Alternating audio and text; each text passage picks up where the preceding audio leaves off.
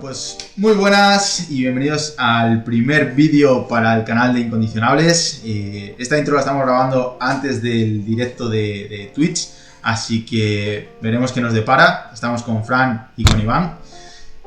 Muy buenas. Buenas. Y hoy presentamos el canal de Twitch, la nueva televisión de Incondicionables. Vamos a explicar un poco qué es todo esto y vamos a hablar de un tema que puede ser muy interesante, que os la puede comentar Iván.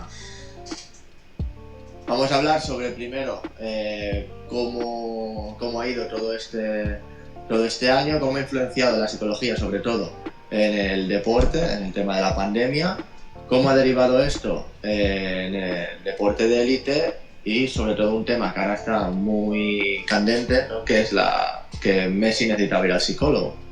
Entonces vamos a abordar estos temas y no solo Bueno, y no solo Messi, claro, correcto. Pero pues nada, vamos con ello y esperamos que os guste mucho. ¿Cómo ha influenciado la pandemia? Vamos a empezar hablando, ya que los tres estamos especializados en deporte, en los deportistas. Es decir, si se ha dado uso o no de la psicología en la época de la pandemia. Yo, por mi experiencia, sí. O sea, es decir, de lo que he visto con los deportistas con los que trabajo de fútbol, sí que he visto que han requerido y sí que hemos trabajado, sobre todo a la hora de planificar objetivos, porque lo que sí que se ha visto es que te paran todo, te paran competiciones, te paran todo de hacer, no sabes qué hacer, no sabes cuándo vamos a volver y estás en una incertidumbre gigantesca, que y a nadie nos ha pasado esto, de que te tengan de la noche a la mañana te tengas que quedar en casa y no saber cuándo vas a volver, porque te dicen, bueno, no, a la semana que viene vuelven los entrenamientos, pues dices, bueno, pues una semana de entrenamiento en casa, tal, y ya está, pero no, era cada 15 días y no sabías si los 15 días iban a ser los últimos o iban a prorrogarlo otros 15 días más. Al final han sido sobre unos 40, ¿no? Bueno, no, 4 meses, creo que de 40. Fue bastante. Sí, fueron 3 meses por lo menos. Lo único que Sí, empezó, sí. lo que empezó antes fue el fútbol, ¿no? Sí, Creo que sí. Sí. Creo que sí. Empezaron los entrenamientos y tal, pero sí que sobre todo los deportes al aire libre, creo que fueron los que más empezaron a iniciarse y tal. Y sobre todo eso, establecimiento de objetivos por la incertidumbre. En general yo creo que el deporte se ha visto muy penalizado, ¿eh? Ha sido uno de los sectores que más... al final no podías teletrabajar ni podías teleentrenar. Claro. Los deportistas en general se han visto muy afectados a todos los niveles, lo que dices, tanto competitivo como no competitivo, es una locura lo que ha afectado. Yo, bueno, Fran, ¿quieres aportar algo? No, en ese aspecto iba a decir que yo he flipado un poquito para bien con muchos clubes de fútbol, por ejemplo, y demás, que lo que han hecho ha sido teleentrenar. Se conectaban, el entrenador conectaba a todos los chavales del equipo y hacían un entrenamiento así, bueno, que mejor o peor, Sí. por lo menos quedaban, se veían y hacían algo de ejercicio, ¿no? Eso también es curioso, ¿eh? Ahí había cosas muy chulas. Cómo se ha agudizado Sí. el ingenio en ese sentido, de la gente se le ha ocurrido un montón de ideas, ¿eh? en la cuarentena. Sí. Incluso en redes, lo que decíamos, en redes sociales como que se ha volcado mucho más en el sector del fitness, que a lo mejor es el que más conozco yo. La gente aportaba muchísimas muchísimas publicaciones acerca de cómo entrenar en casa, también por lo de siempre, ¿no? Porque al final se iba a reforzar ese contenido, pues funcionaba muy bien y la mayoría de gente pues veía que lo publicaba una vez, tenía muchos likes, mucha interacción y lo publicaba mucho. Pero es increíble como sí que, por un lado, a nivel deportivo se ha penalizado mucho, pero a nivel de redes y demás se ha tendido a aportar mucho ha habido muchas cosas chulas en ese sentido. Sí. Y se ha visto, incluso ahora con la pandemia, por intentar no salirnos mucho de la temática, que por lo que veo nos va a ser fácil hacerlo a lo largo de los directos, con el tema de la pandemia, probablemente uno de los problemas que también hemos tenido que atajar todos es el tener mucho tiempo para tomar muy pocas decisiones, porque al final en tu día a día bajaba muchísimo la carga de decisiones que tenías que tomar. No tenías que ir al trabajo, no tenías que ir a un montón de cosas, es decir, las decisiones se reducían muchísimo a lo largo del día. Para los deportistas también, no tenían que entrenar, no tenían que hacer un montón de cosas, a lo mejor tenían cierto trabajo que podían hacer en casa, pero no se podían salir de ahí, menos decisiones que tomar y mucho tiempo para valorar. Entonces había muchas posibilidades que te parabas a analizar, y yo creo que eso sí que te puede llevar a problemas, lo que estamos diciendo. Sí. Y yo creo que los casos como los del chaval este que has comentado tú, Alberto, chaval sí. este ha pasado muchísimo. O sea, no es Sí, sí. algo nuevo, pero es algo nuevo que haya afectado a tantísima gente a la vez. Yo el año que tenía planteado competir en taekwondo a muerte fue el año que me rompí el cruzado. Entonces se te viene el año abajo totalmente. Sí, sí. Con la dificultad añadida de que está afectando al mundo entero el estrés que conlleva, porque ya no es solo estar en casa, es que salir de casa para comprar, yo no sé vosotros, pero para mí era un estrés, porque distancia, al principio me pongo mascarilla, no me pongo mascarilla, tengo que llevar guantes o mejor no llevar guantes, había un montón de información ahí mezclándose que era complicado. Sí, sí. Y luego otra cosa también que le pasaba a los deportistas, perdón Iván que te he cortado. No, habla. Que una cosa que también le pasaba a muchos deportistas en las modalidades que conozco yo al menos, es que algunos sí que tenían material y podían seguir mejorando y otros no. Y el que no podía veía a todos los demás en redes sociales, que también eso es otra cosa interesante, cómo afecta a las redes sociales y cómo afectaba la pandemia. Porque al final tú sabes que es una situación generalizada, tú sabes que mucha gente lo está pasando mal por la pandemia y porque están en casa y porque hay una cuarentena y demás, pero tú en las redes sociales puedes ver a las otras personas, o sea, no dejas de comunicarte ni de ver cómo están, y lo que sabemos que tienen las redes sociales, que al final todos tendemos a mostrar lo que va bien. Si por la noche estás llorando porque echas de menos a tu familia y estás solo en casa, no te grabas en unas stories. Pero si por la mañana estás entrenando a tope con el material que tienes, porque tú sí que tienes material, sí que te grabas las stories. Y el otro lo que ve son las stories de su contrincante entrenando a tope. Y eso es una movida. Eso sí. También pasa como en el fútbol, ¿no? En el fútbol también ya me dirás tú a mí qué impedimentos tenía a lo mejor Sergio Ramos o Cristiano Ronaldo para entrenar durante la pandemia. Claro. Sí, Yo creo que también han tenido en cuanto a las medidas de seguridad, que ya en sus propias casas tenían todo lo que quisieran para poder ponerse como metiera la mano. Que sí, que no podían entrenar en grupo, que sí, que tal, pero bueno, no sé. Ahí estamos hablando un poco también del desnivel socioeconómico que ha habido en ese aspecto. Es decir, cómo se ha distanciado uno del otro. Y por lo que ha dicho también Iván, es que a lo mejor me puede dedicar o gente que se ha hecho un mini box en casa, pues a lo mejor no me llega dinero para comprarme una barra, un rack y entonces no me puedo dedicar, o una goma. Y a lo mejor me dedico a lo mismo que se dedica mi compañero, pero mi compañero pues o sus padres o les va muy bien o lo que sea, tengo esa facilidad económica para comprarme todo el material posible, o ya no el material, poner el material, pero vivo en un piso de 80 metros cuadrados, por ejemplo. No sé, ves. Sí, parece que lo evidencia, porque al final siempre está ahí, quiero decir, las diferencias entre personas, o sea, el deporte no es igualitario justo, hay competición y el que mejor compite tiene que reunir muchas características, ¿no? No solo a nivel económico, a nivel de contexto, a todos los niveles, a nivel de predisposición para ese deporte, a todos los niveles, pero sí que es verdad que situaciones como esta parece que lo han evidenciado mucho más la importancia del contexto, ¿no? Como si tu contexto es una mierda, te quedas atrás. Pero mucho, porque aparte también depende del deporte, ¿no? También muchas marcas van detrás de, o sea, quien más, por ejemplo, gente muy top en un deporte, las marcas le van a dar material para que lo publicite y pueda entrenar, ¿no? También los patrocinadores que tenga cada deportista, eso también influye mucho. E incluso no el que tiene mejor rendimiento, a lo mejor el que es más guapo, claro, o el que mejor comunica en redes sociales. Claro, sí. Que por norma general también es verdad que el que mejor comunica o el que mejor contenido tiene en redes sociales tiende a tener una serie de mínimo de facilidades. Por supuesto. Porque no es lo mismo que te grabes con yo qué sé, con el Xiaomi de hace 3 años a que te grabes con el iPhone 12. Y no es lo mismo tener una conexión en tu casa que va del carajo a no tener un giga de datos en el móvil. Entonces, esto evidencia aún más la diferencia que hay. De hecho, esto pasa mucho, no sé si estáis de acuerdo, pasa mucho con el tema del contexto ahora que está tan de moda todo el tema de la filosofía estoica y que la actitud es lo importante y todo esto, evidencia mucho que mucha gente te cuenta y te dice, mira, yo soy deportista, vamos a ceñirnos al ámbito del deporte por no salirnos de la temática. Yo soy deportista, empecé sin tener muy buen rendimiento, no tengo a nadie en mi alrededor que haya medrado dentro del fútbol, por ejemplo, y yo llegué a un equipo de primera y jugué de puta madre. Así que no me digáis que es el contexto, fue que yo le eché huevos, y es como, cabrón, que si hubiese tener un contexto malo, no me refiero al hecho de que no tengas a gente a tu alrededor que esté en un alto cargo del Real Madrid y te meta. Con tener un contexto malo es que no puedas acceder a una instalación deportiva o que no tenga ni siquiera para comer. Quiero decir que al final los contextos que tenemos la mayoría de nosotros son buenos. Sí, sí. Ahí no se diferencia de nuevo otra vez la topografía de la función. Es decir, la topografía, la forma, ¿no?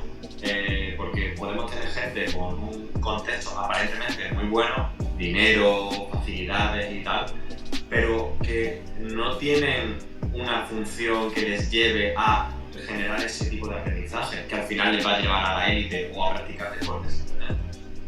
Sí. Es que el hecho de que tú nazcas en una familia con acceso a X no te va a determinar que tú puedas alcanzar eso.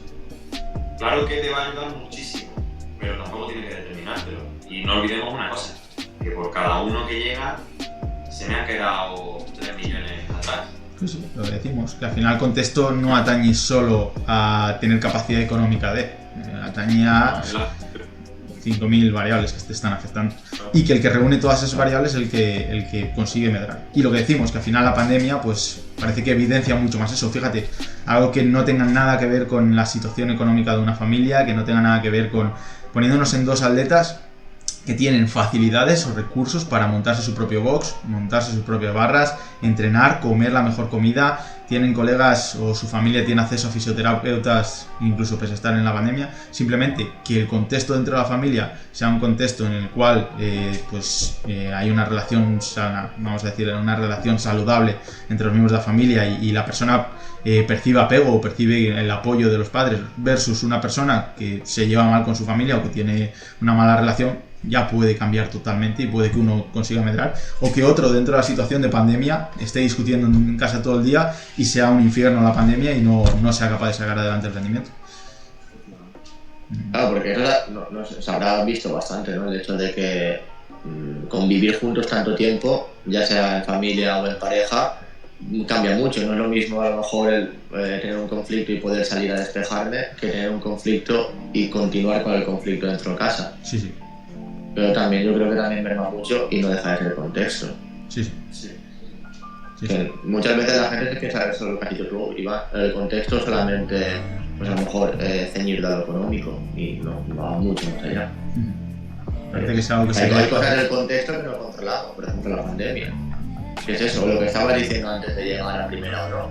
Es que a lo mejor que se lesione un defensa de algún sitio y que me dé la oportunidad a mí de jugar, de que ese partido se me dé bien, de que justamente haya un entrenador, de que hayan hablado bien de mí y tal, haya influenciado a que yo esté jugando ahora ahí. O sea, es decir, la suerte en ese aspecto también entra dentro del contexto. El hecho de poder, son variables que yo no controlo, pero ojo, doy gracias a que se ha lesionado el otro. Si no es compañero mío, no creo que me diesen la oportunidad, si no, no me lo hubiesen dado nunca. Sí, yo creo que eso también forma parte del contexto y tampoco se habla de eso. O sea, no se tiene en cuenta, que no sabes, que no se tiene en cuenta.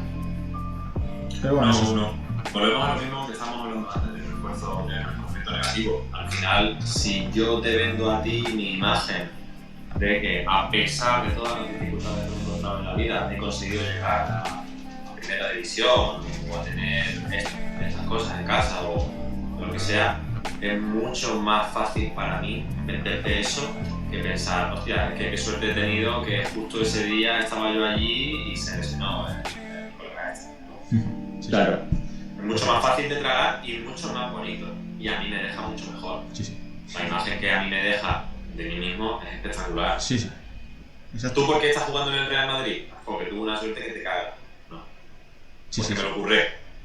Bueno, y no solo de cara a venderlo a los demás, lo que tú estás diciendo, Fran, sino de cara a uno mismo, de cara a sentirte orgulloso, que todos queremos sentirnos orgullosos de por qué tenemos la situación actual. Fíjate, y además pasa, que es fácil juzgar a los demás y decir, nada, es que este te cuenta eso, pero en verdad ha tenido un contexto que le ha precipitado y demás. Pero luego te pasas a pensar de ti mismo lo que has logrado y es como, joder, qué huevo le eché y cómo me lo he currado, Sí.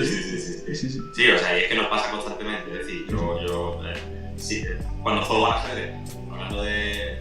Hay quien no considera el ajedrez un deporte, pero yo sí. Cuando yo pierdo, digo, qué mala suerte he tenido, qué tal, que me he despistado en un momento y no he visto la pieza.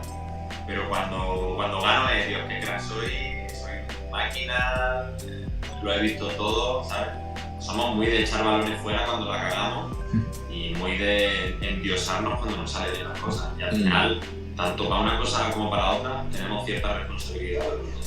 Al igual que las mentiras, yo creo que también juegan un papel muy importante aquí, a lo que estamos hablando. O sea, el hecho de mentir, las personas que suelen mentir constantemente en ese aspecto también funciona un poquito como un reforzamiento negativo en ese aspecto. Sí.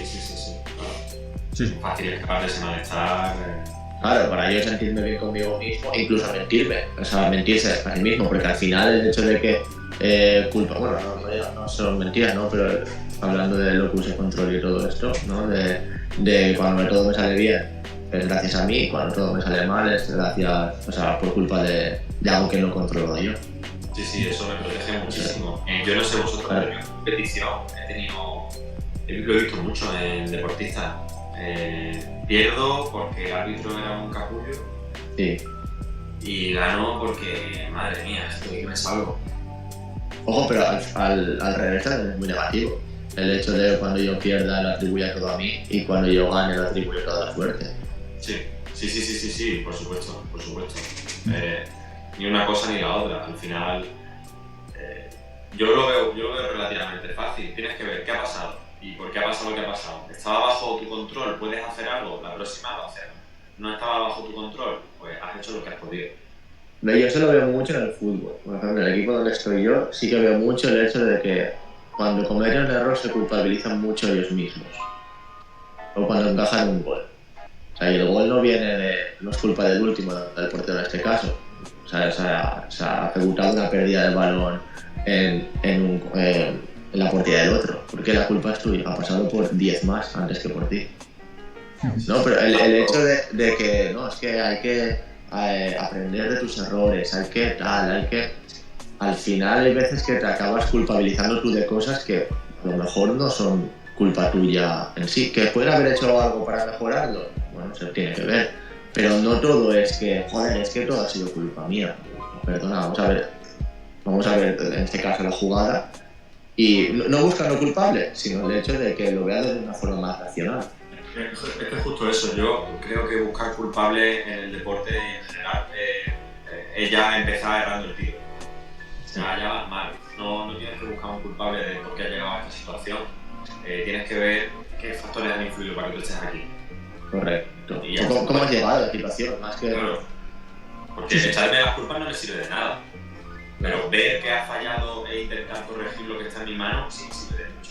E incluso el saber que no dependía de ti o que es contexto y que va a funcionar así, para contar con él y para decir, vale, pues eso pasa también mucho con el tema de deportistas que te dicen, nada, es que cuando tengo una competición no soy capaz de dormir el día anterior o cuestiones de este tipo, que muchas veces dices, joder, pues tómalo como parte de tu contexto. Si de verdad a ti te cuesta dormir antes de una competición, pues ten en cuenta que tu rendimiento va a estar mediado porque te cuesta dormir antes de una competición. No te culpabilices o digas, no, es que pues ya está, es parte de tu contexto. Te cuesta dormir antes de las competiciones. Vamos a centrarnos en las cosas que dependen de ti que sí que puedes optimizar. Y yo creo que nos viene al pelo todo esto que estamos comentando para comentar el tema de Messi y el por qué, si realmente un psicólogo en este sentido puede ser esa persona que trabaje a la hora de intentar ayudar al deportista a ver qué es contexto o qué puede intentar optimizar, por qué la gente no tiende a no querer ir al psicólogo o a no querer. Y todo esto viene a raíz, si quieres comentarlo tú, Iván, que ha sido el que nos lo has pasado el vídeo. No, que mientras estábamos hablando lo estaba pensando, ¿no? El hecho de que estamos hablando del contexto, de la capacidad que tenga alguien de aquí de socioeconómico y joder, es que todo es él, o sea, es decir, capacidad socioeconómica mejor que él. Bueno, pero comenta Messi, que creo que no lo he dicho y nosotros lo sabemos, pero la gente no lo va a saber. No, sí, ¿Lo he comentado? Vale. Joder, pensé que no lo había dicho. Quiero dejar una cosa clara antes y es que los tres son súper futboleros. Sí. Entonces, no creo que nos equivoquemos en ningún dato. Eso es. Bueno, porque yo... Oye, en verdad trabajo con deportistas de fútbol, pero no veo fútbol. O sea, veo a veces cosas, pero no soy... O sea, yo tengo colegas que te dicen la alineación de todos los equipos de primera división, de segunda, y claro, yo digo, imposible. De hecho, Big Winger, que es una aplicación tipo común y tal de fútbol, voy el último, o sea que se me da bastante mal encima ese. Bueno, al menos tienes un mínimo conocimiento. Yo al menos no sé, Fran, pero yo cero, o sea, 0-0, básicamente. 0-0. No, pues si hablamos de Messi como persona y como figura, es difícil no conocerlo. Sí, ¿no? sí. A lo que venía, que estamos hablando del contexto. Él, bueno, de un principio no lo tuvo o tiene las cualidades perfectas para ser lo que ha sido. Ahora tiene un proceso socioeconómico brutal, todo el equipo que tiene detrás, técnico, pues no creo que lo tenga muy poquita gente, ¿no? Y justamente la última entrevista que le dicen, ¿no? Y lo único que le faltaba o lo que él dice que sí que le vendría bien es un psicólogo. No, yo su historia personal o tal, pues no lo sé, más que lo cuentan los medios y tal, pero sí que es cierto que siempre ha sido una persona muy introvertida, nunca ha contado nada, de hecho creo que es la primera entrevista, o muy pocas que se abre tanto, la de Jordi Évole. La pondremos en YouTube, entrevista. ese fragmento podemos ponerlo justo. ¿Has tenido que ir al psicólogo alguna vez? Tendría que haber ido, pero no fui nunca. ¿Por? No sé por qué, pero me cuesta dar ese paso sabiendo que lo necesito. Incluso me insistieron para que vaya, Antonella, muchas veces, que lo necesitaba. Y como te decía antes, soy una persona donde me guardo todo para mí, no lo comparto y nunca di el paso. Yo sé que lo necesito por lo que hago, por el día a día, por lo que me toca hacer y que me haría bien, pero bueno, no lo hago. Y es muy buena entrevista, la verdad. La verdad es que, o sea, no me había planteado seriamente lo del tema de Messi, pero ahora tal y como lo has expuesto, es muy heavy que un tío que es el número uno, del deporte número uno, porque si me dices que eres el mejor en, yo qué sé, en NASCAR, pues vale, no tienes medio, pero el deporte más visto y el tío claro, está en la élite, lo más en la élite posible. Ha hecho la No mejor que tenga han dicho eso. muchas veces. Sí, Ir al psicólogo deportivo. Psicólogo deportivo. Claro, de hecho, Guardiola es íntimo de Pep Marí, que bueno, lo conocéis a lo mejor. Ha trabajado mucho con él. Después, es que se ha quedado a patinar en entrenadores y la voy a liar. No me acuerdo qué entrenador estaba también, que fue uno de los primeros en meter, que está a la hora del seleccionador español. Joder, qué mal, no tenía que haber entrado en este trabajo. Que nos puede echar un cable. Bueno, menos mal que está Google. O sea, qué malo es en el fútbol.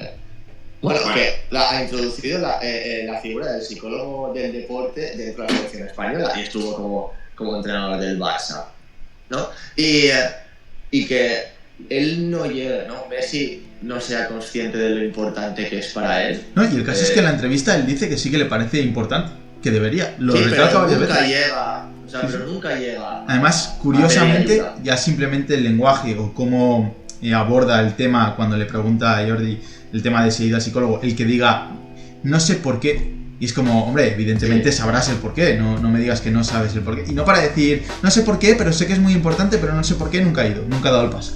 Ya es curioso. Eso es un buen ejemplo de reforzamiento negativo. Claro. No me expongo al por qué. Plantearme el por qué, porque sí. igual no me gusta, igual no veo ninguna razón para no ir, y veo muchas para ir, pero si no me lo planteo, estoy bien. Sí. No tengo que machacar. Pero es evidente que hay un porqué, hay un por qué no quiero ir al psicólogo. Sí. Y yo creo que no hay solo uno, que hay muchos. Al final, la figura del psicólogo en general, quizá la del psicólogo deportivo se entienda menos, pero la del psicólogo en general se entiende como una persona a la que tú vas a contarle tus problemas y que te da consejitos. O el tío al que va la gente que está fatal de la cabeza. O, ¿sabes?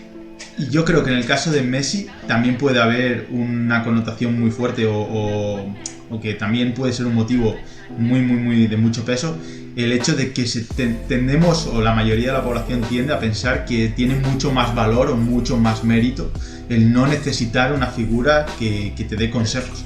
De hecho, él lo dice, me suena en la entrevista algo así como: yo siempre he sido muy de llevar yo todo, de cargar yo todo el peso. Como si eso me diese más mérito, que no deja de ser una especie de self-handicapping, ¿no? De ponerme a mí mismo trabas, de decir, es que yo nunca he contado con la ayuda de los demás, soy yo el que lleva toda la carga.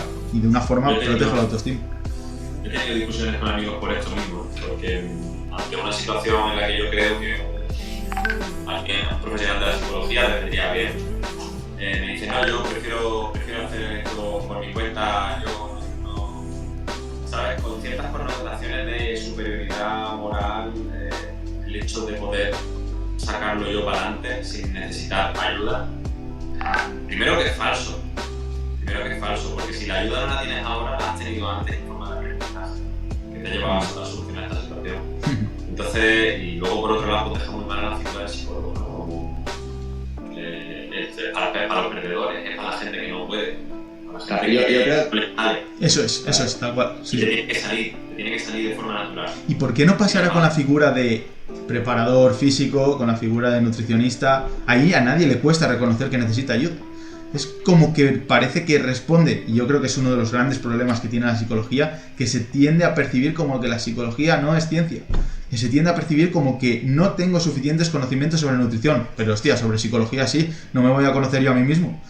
Es como... Claro, pero porque yo creo que es más como de la psicología se habla, no sé, la terapia de la psicología, como decir, es hablar.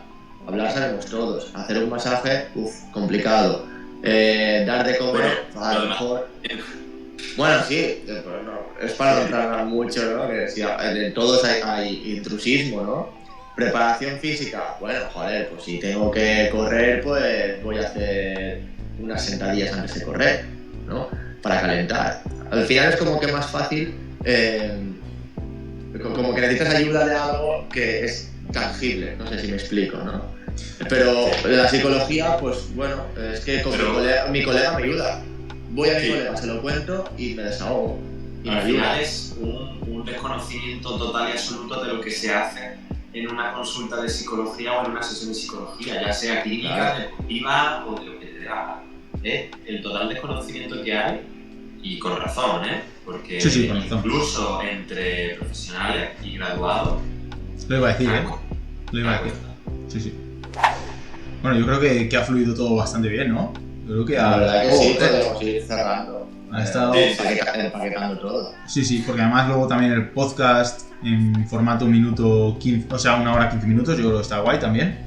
O sea, es un tiempo bueno. Así que, bueno, yo creo que ha estado bastante bien. A ver si para los próximos directos hay un poco más de actividad en el chat, que también mola, ¿no? Que interactuemos con la gente.